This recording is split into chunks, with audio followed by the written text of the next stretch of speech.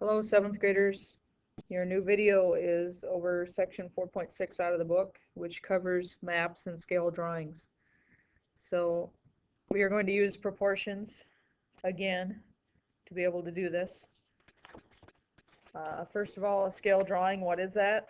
An enlarged or reduced drawing of an object that is similar to the actual object.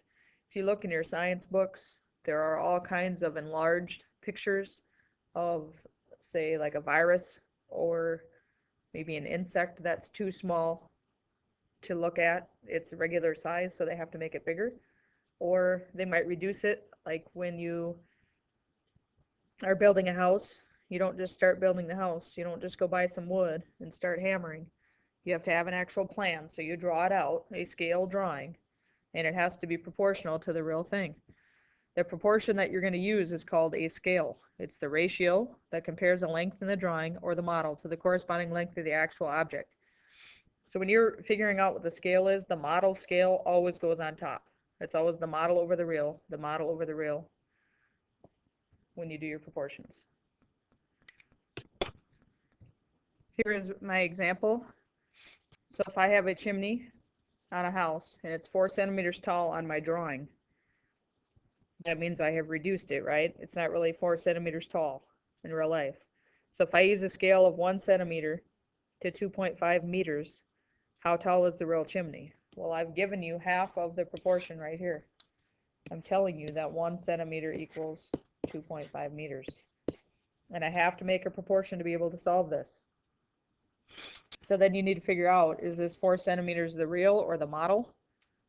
It has to be the model because 4 centimeters on a real house wouldn't make any sense. So the model always goes on top. So I put 4 on top, and I'm trying to solve for whatever that is. So 1x is just x equals whatever 2.5 times 4 is. So x is 10 meters tall. That's a pretty tall chimney.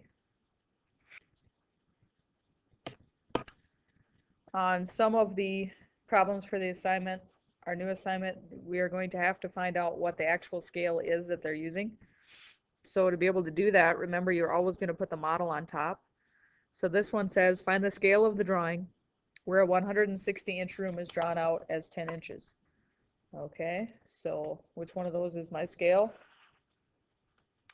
160-inch room drawn out as 10 inches. A room is bigger than 10 inches, right? So the 10 inches is my model. So 10 over 160, and then if you can reduce it, go ahead and reduce it. So you would end up with 1 inch for every 16 inches. So you're drawing 1 inch for every 16 inches of the real thing. That means it's reducing, it's getting smaller. That's the only way that would work. My next example, so they might give you some information about a model, the model of a map. And so when you try to read a map, they always have a little key in the corner that will tell you like 1/4 inch equals 25 miles or something like that.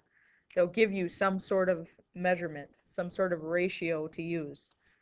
Okay, that's what this problem is doing. It says find the actual distance represented by 1 inch to write the scale of a map with the key 1/4 inch equals 2/5 miles. So they're giving you part of the proportion, and it's going to look kind of weird because it is a fraction on top of a fraction, but we'll take care of it.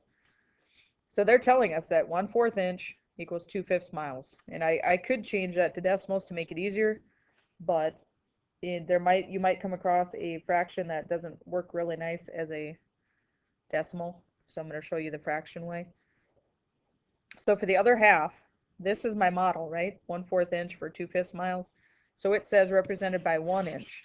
So the 1 inch would have to be the model. And I don't know how many miles that is. That's what I need to figure out. So 1/4 times x is 1/4 x. Set that equal to 2/5 times 1, which is 2/5. I should divide right here, right? Divide by 1/4. But when I bring it over here, we need to remember you can't divide fractions. You have to multiply by the flip of the second number, the reciprocal of the second number. You don't do anything to this first number, just the second one. So then I go ahead and multiply top, top. 2 times 4 is 8, bottom, 5 times 1 is 5.